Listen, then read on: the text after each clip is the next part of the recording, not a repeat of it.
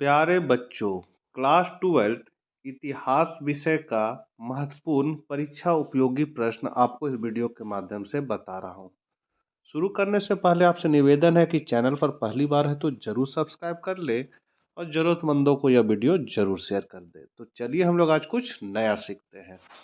सबसे पहले आपका ऑब्जेक्टिव क्वेश्चन है। पहला क्वेश्चन है 1857 की क्रांति किस तिथि को आरंभ हुई। तो ये जो क्रांति है वो आपका 10 मई 1857 को मेरठ शहर से शुरू हुआ था। तो इसको आपको याद रखना है, 10 मई 1857 को मेरठ शहर से ये शुरू हुआ था। तो पहला का आ हो जाएगा। दूसरा क्वेश्चन है, फिरंगी किस भाषा का शब्द है।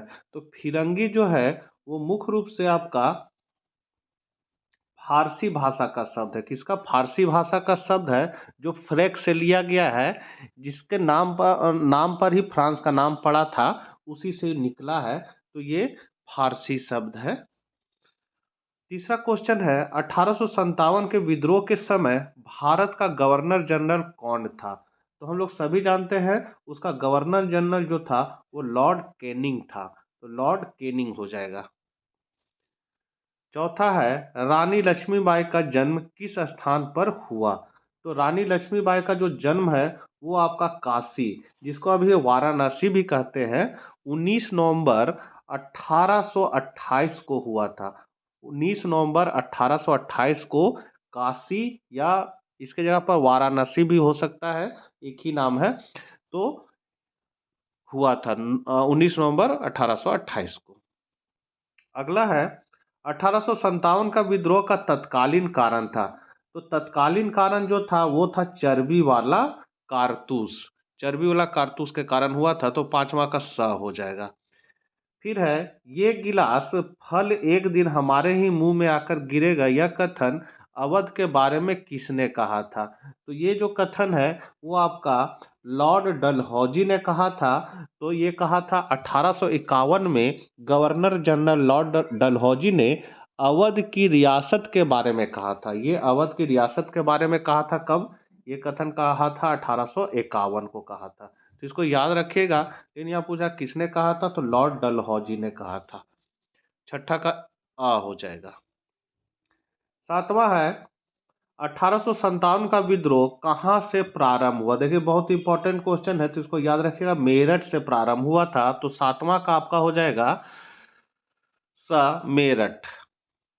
आठवां है, अवध को ब्रिटिश साम्राज्य में कब शामिल किया गया था। तो इसको है जो है 1856 को शामिल किया गया था। इसको याद रखिएगा, 1856।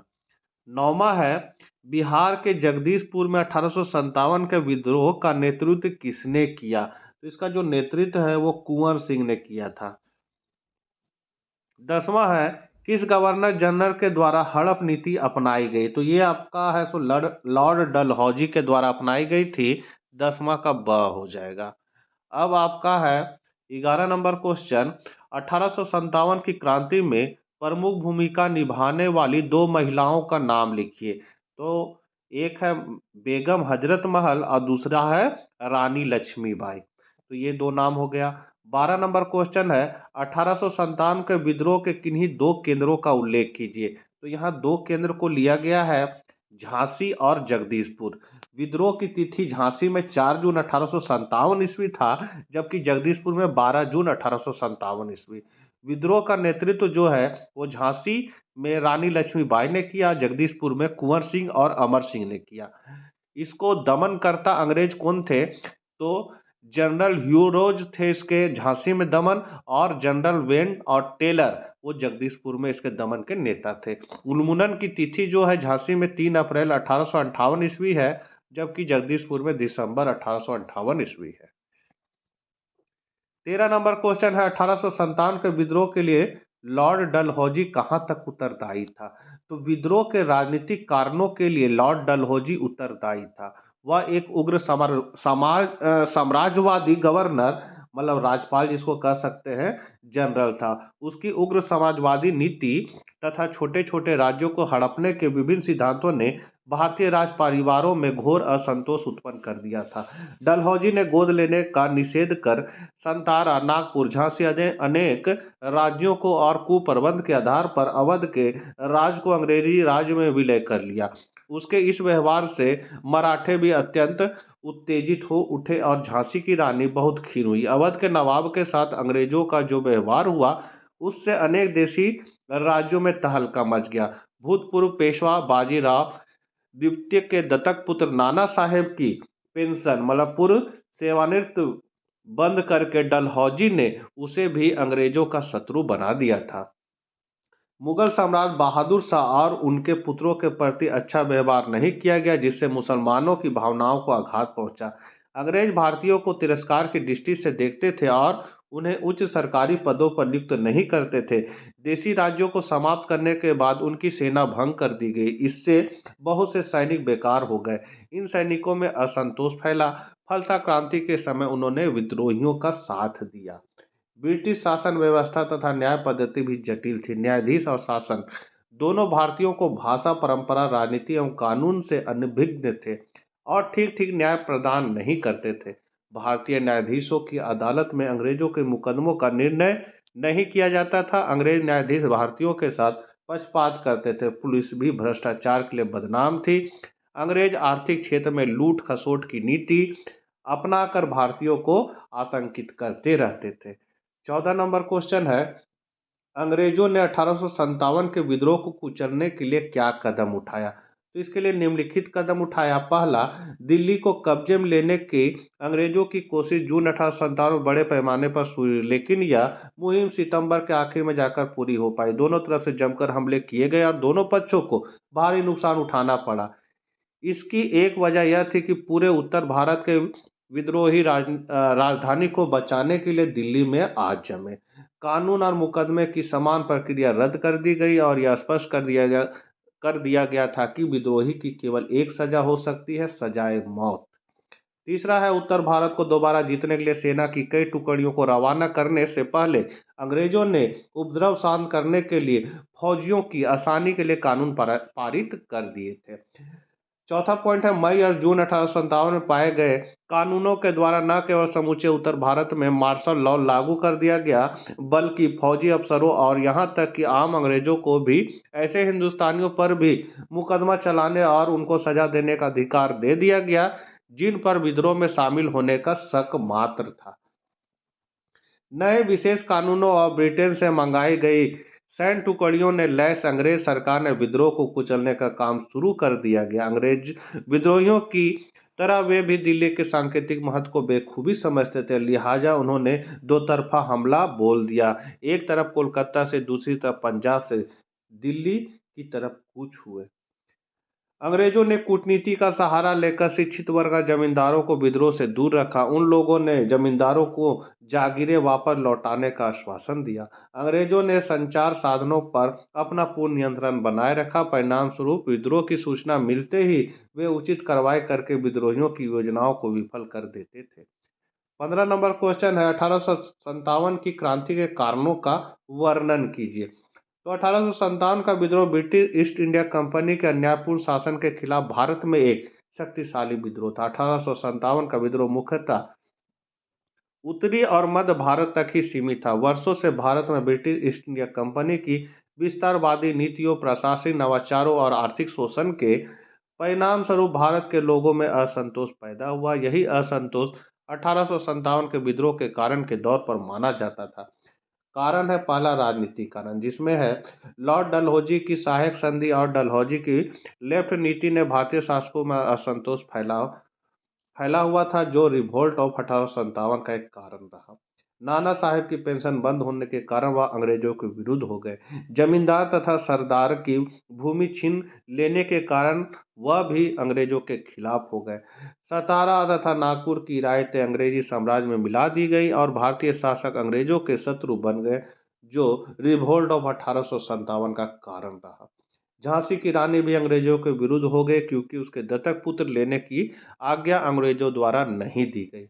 आर्थिक कारण में है, इंग्लैंड में औद्योगिक क्रांति के फलस्वरूप मशीन माल सस्ता हो गया, जिसके कारण अंग्रेजी माल तो अधिक बिकने लगा, परंतु भारतीय माल नहीं बिकने के कारण भारतीय उद्योग बंद हो गए। अंग्रेजों की व्यापारिक नीति ने भारत के व्यापार संघ को उनके खिलाफ खड़ा होने पर मजबूर कर दिया। भारत के माल पर अंग्रेज भारी कर वसूलने लगे, जिसके कारण भारतीय माल महंगा हो जाता था। महंगा होने के कारण भारतीय माल को विदेशों में नहीं खरीदा जाता था और भारतीय व्यापार संघ को भी भारी नुकसान उठाना पड़ता था। भारतीय जनता पर इतना कर लगा दिया गया कि वे परेशान होकर उन्हें विद्रोह का मार्ग अपनाया, जो अब रिवोल्ट ऑफ 1857 के नाम से जाना जाता है। तीसरा है सामाजिक तथा धार्मिक कारण। तो भारतवासियों को ईसाई पादरी लालच देकर ईसाई बना रहे थे, जिसके कारण भारतीय जनता अंग्रेजों के विरुद्ध हो गई।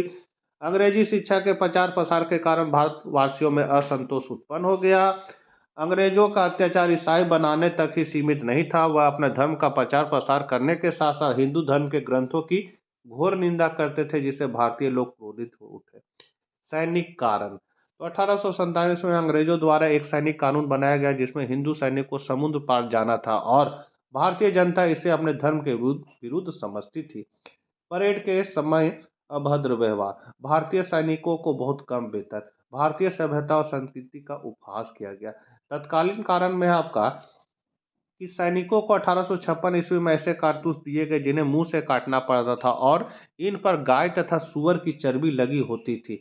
बैरकपुर छावनी के कुछ सैनिकों ने इसका प्रयोग करने से इनकार कर दिया। मंगल पांडे नामक सैनिक, जिनका नाम आज भी लिया जाता है, उन्होंने क्रोध में आकर एक अंग्रेज अधिकारी की हत्या कर दी, इसलिए उन्हें फांसी से लटका दिया गया। इससे सैनिकों के मन में विद्रोह की भावना फैल गई। यह घटना रिवोल्ट ऑफ 1857 का तत्कालीन कारण बनी। अब 16 नंबर और लास्ट क्वेश्चन है, 1857 के विद्रोह में अफवाहों ने क्या भूमिका निभाई। इसका पहला पॉइंट है एनफील्ड राइफलों के कारतूस। ये अफवाह था कि गाय और सुअर की चर्बी से लिपटी गोलियां और उन गोलियों को काटने से उनकी जाति और धर्म भ्रष्ट हो जाते थे। ऐसा कहा जाता है कि इस मिथक की उत्पत्ति इन उत्तर भारतीय सिपाहियों की वंशावली से हुई। दूसरा है आटा। तो हड्डी की धूल मिले आटे के बारे में अफवाह का दावा है कि अंग्रेजों ने मुसलमानों और हिंदुओं दोनों की जाति और धर्म को खत्म करने की साजिश रची थी। यह अफवाह कई स्थानीय लोगों द्वारा फैलाई गई थी कि अंग्रेजों ने बाजार में बिकने वाले गेहूं को सुअर और गाय की हड्डी की धूल से दूषित कर दिया था। इस कारण न तो आम जनता और न ही विभिन्न छावनियों में सिपाही अपना आटा संभालेंगे और न खाएंगे। कई लोगों ने इसे भारतीयों को ईसाई बनाने का ब्रिटिश प्रयास माना। इन अफवाहों का अंग्रेजों ने खंडन किया, लेकिन किसी ने ध्यान नहीं दिया। तीसरा, चपातियाँ। तो चपातियों को एक समुदाय से दूसरे समुदाय में ले जाने के सभी स्पष्टीकरण विफल हो गए। रात को गांव के चौकीदार को किसी ने 5 रोटियां दी। उन्हें इसके बाद 5 और रोटियां बनाकर गांव में बांटने का निर्देश दिया गया। अधिकांश लोग अभी भी चपातियों के इस वितरण के महत्व और औचित्य के बारे में अनिश्चित थे। और लास्ट में है लोटा और खलासी मुद्दा। तो निचली जाति के खलासी ने एक ब्राह्मण सिपाही से अपने पानी के बर्तन से कुछ पानी देने के लिए कहा। सिपाही ने यह कहते हुए उसे अपना कंटेनर देने से इनकार कर दिया कि निचली जाति के व्यक्ति द्वारा छूने से पानी प्रदूषित हो जाएगा। तो ये सब अफवाह थे। तो बच्चों, ये थे कुछ महत्वपूर्ण क्वेश्चन जो आपके परीक्षा उपयोगी है। बढ़िया से कॉपी में नोट कर लीजिए। मिलते हैं नेक्स्ट वीडियो के साथ। Bye bye.